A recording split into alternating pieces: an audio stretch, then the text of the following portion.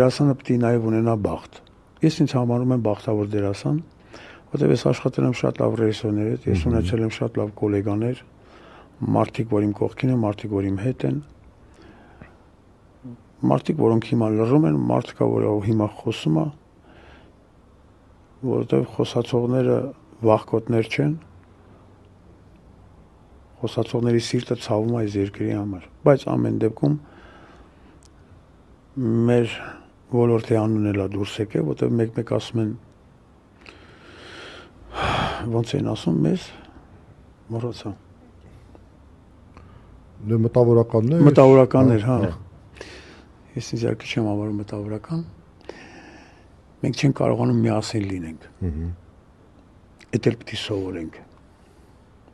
Երբ որ թատրոնները քանդում են ու ոչ ոք ոտի չկանգնավ, իլի ամեն մեկը վախեցավ իր աթոռի համար, այդ ժամանակվանից սկսվեց։